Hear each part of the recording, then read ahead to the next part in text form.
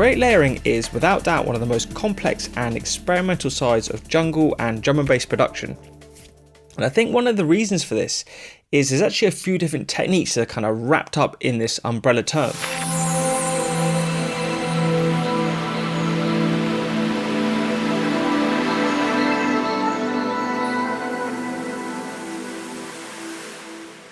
For instance, you can have one-shot samples of a kick and a snare and then layer breaks underneath them to give more energy and groove to the rhythms. And this is very common in genres like liquid drum and bass, where you often see multiple breaks layered on top of each other just to add to the kind of background energy behind the main kicks and the snares. But then you can also have like a primary breakbeat and then make the kicks and the snares fatter in the break by layering one shots underneath that. So you can kind of start with the one shots or you can start with the break, and both will give you slightly different results. And then finally, the most complex of all these techniques was to layer multiple breaks together. And this was sometimes done where you would basically copy the groove, and so you would reinforce one break with another with very similar kick and snare patterns to maybe pick up the energy in a new section of the track. Or you would actually have two breaks kind of playing against each other and having different rhythms and different kick and snare patterns. And that's where it gets really complex to create something cohesive and to kind of match the timbres of the breaks and have them all fit together in the space is very challenging. But you can see all the greats like Pache and Paradox, of course, Source Direct, Photech, they were all amazing at kind of utilizing breaks in these different ways.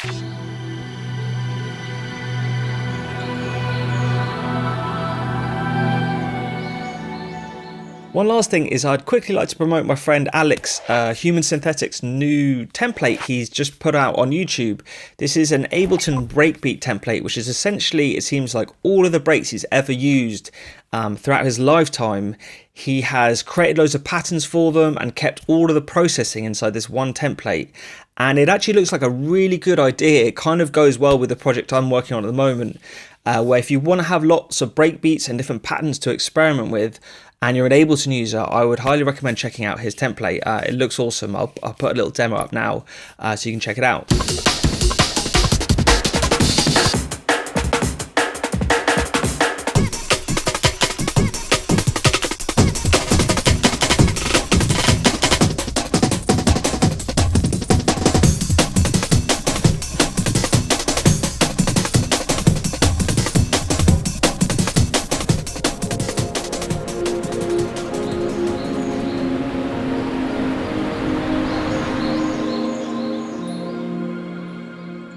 So I've got a project here and I've basically tried to include all of the break layering techniques that I've just demonstrated in this one track. And I'm just going to take you through things one by one and show you some of the nuances and maybe some of the common problems you're going to run into. So the first thing is going to be beefing up a break with one shots. And let me just show you this break with no processing on, just so we can hear where we start from.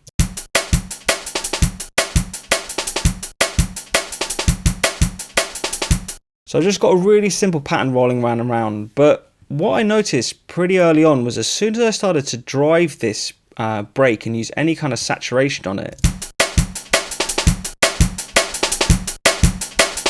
so the snare is holding up fairly well, but the kick is actually falling apart and it almost sounds like it's flamming and there's some weird artifacting happening as soon as even if I saturate it a little bit.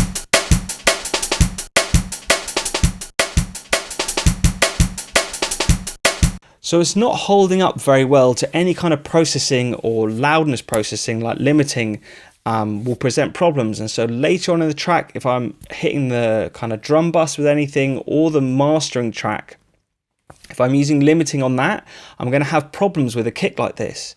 And so quite a simple way to fix it is to layer that kick. And I've just used a filter here to just cut about 100 hertz, or it's about 80 hertz there, out of the breaks. I've just taken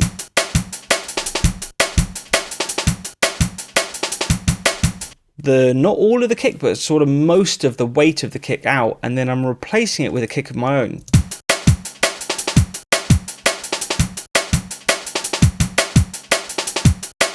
And the most important thing when you're doing your drum rolling like this is to focus on obviously the sample. So whatever you start with is really important. And I have a whole playlist of kind of kicks and snares here, which are really great for layering, which is out over on Patreon. I think it was like a monthly download, maybe at Christmas or something like that, last Christmas. So having a good sample selection is probably the first and most important thing, and just trial and error, chucking in loads of different kick drums. So matching up the rhythm of the break kick, and then just literally grabbing different kicks and kind of chucking them on and seeing how they sound. The other really important factors are the decay, so the way the kick is ringing out. You can have it really snappy, or have it ring out a bit longer, but often in drum and bass and jungle you want it to be quite a short kick so it doesn't interfere with the bass too much. And another way to shorten kicks is obviously to pitch them up, but the pitching, you quite often want to tune the layers to the original break. So if I go back to where I was before and look at this break, let's put span on here just so we can see what's happening. And if I look at this break, I can see the kick is hitting somewhere around this F note down here. So I know if I can get a kick sample and tune that to F, it should be pretty close to what the original kick was doing in that break. So if I come to my kick, now this is a problem you might have where it's really hard to see where the frequency of this kick is, but what you can do is actually pitch it up maybe 3 octaves so I can see a little bit more clearly now, and it's pretty much on this F. So I've obviously gone and done this before, but this is a bit of the science of how you can tune your breaks to kind of match up.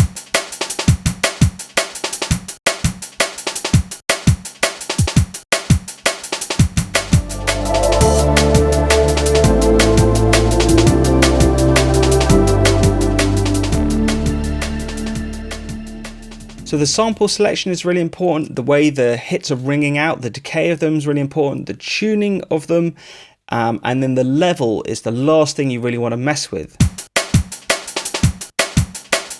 And often I'll kind of bring the level right out and slowly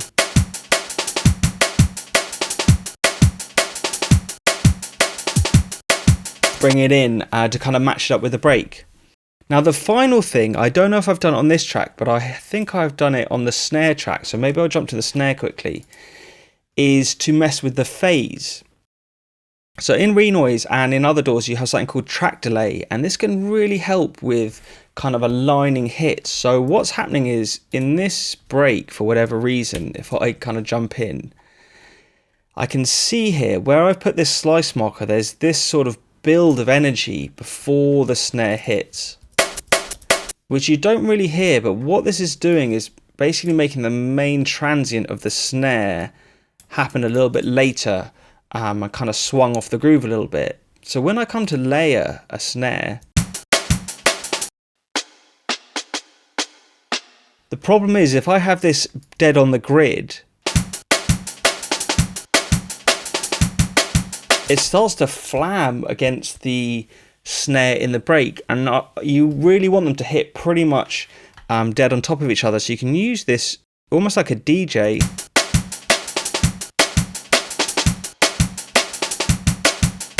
If I send it way off, you can hear it flamming.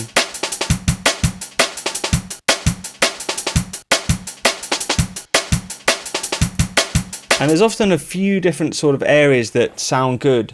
So the phase is just going to alter the way those two hits land on each other, but it's not an exact science either where you want it. So it's all about trial and error with these techniques.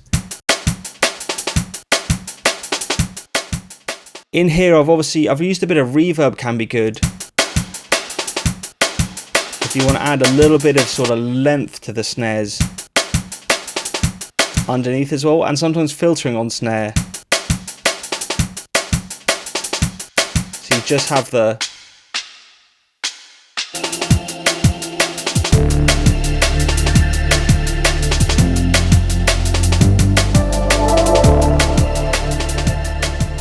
last thing I have in this section is just a hi-hat, and even though there's no velocities happening here, I've got a little bit going on with this volume stepper.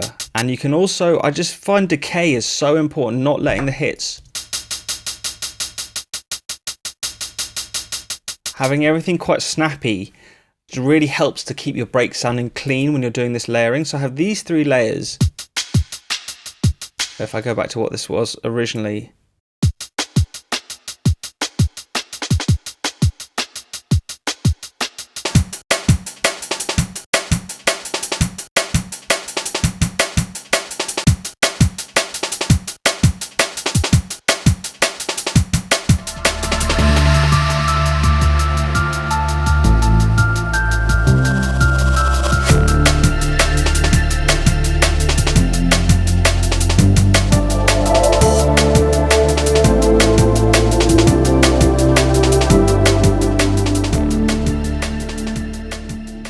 okay, cool. So now let's dive into layering breaks with other breaks.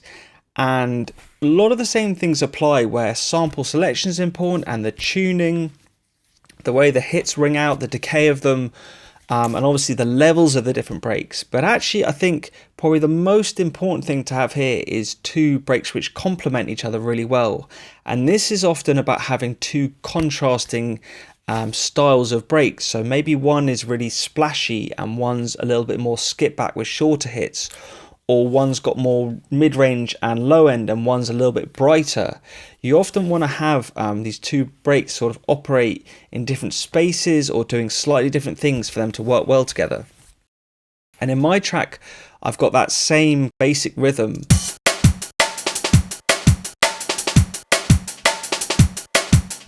coming from this one break, and then I've layered that with this really shuffly, with lots of kind of shakers and hi-hats in.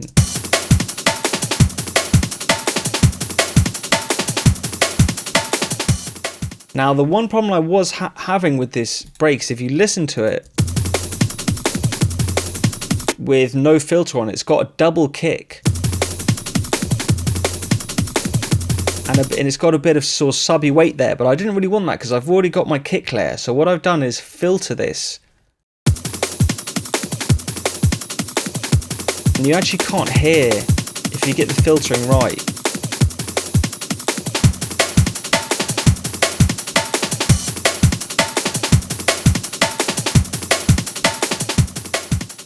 So everything's happening here is just reinforcing the main groove. And actually, if we go a little bit further into this track, I do another break here.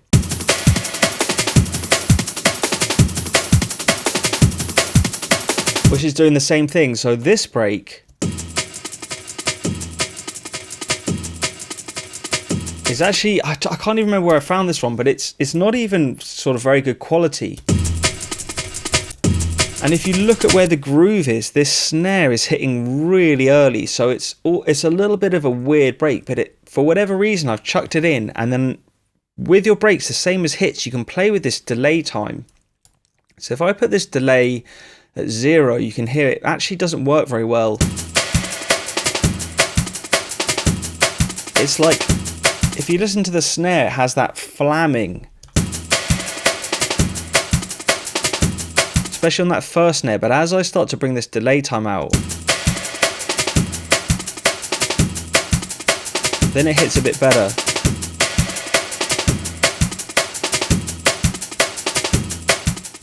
Often if you go a little bit far with the timing, you can hear when it's too much one way and too much the other, and sort of find the sweet spot. So with everything going together,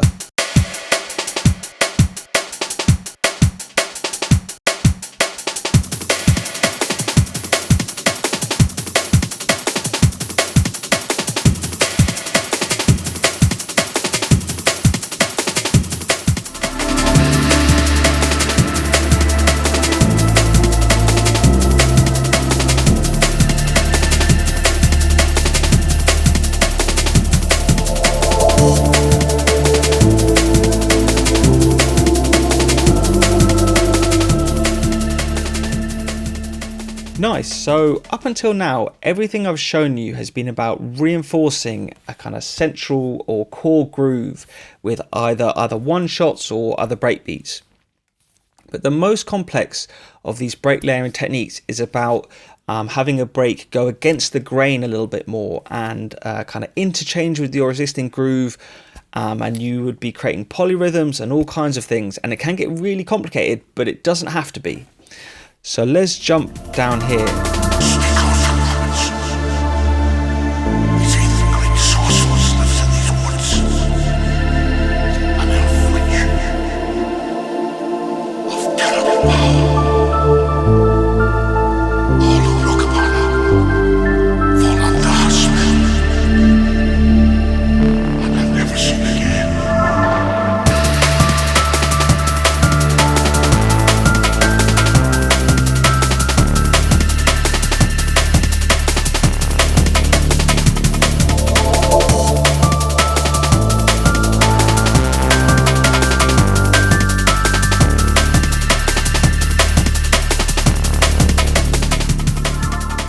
Rather than intricately trying to program all these breaks to work together in different ways, so putting in every sort of kick and snare, because that is so complicated, actually what I think most artists were doing was having a core groove, usually quite a simple rhythm, and then playing longer sections of breaks like this, maybe custom breaks they've made or just ones from the sample packs like Jungle Warfare and things like that.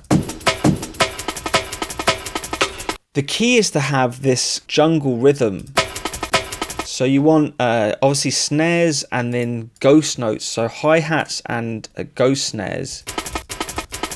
That kind of shuffly jungle stuff, as long as your breaks you're using have got lots of that in, you will almost always find interesting patterns. And all I'm doing here, if we follow this break, is basically re-triggering this break, sometimes using the tool in Renoise.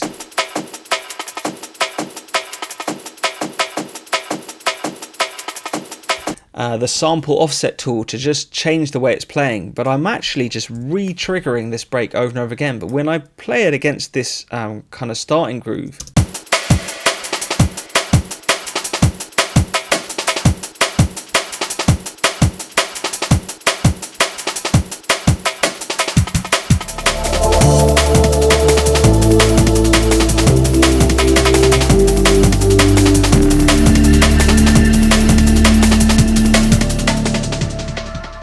you can see I'm not having to do any sort of crazy programming with this break layer, but actually just re-triggering it and, you know, sometimes offsetting it a little bit. You get some really cool back and forth between the two breaks. So if I show you this section now with everything in.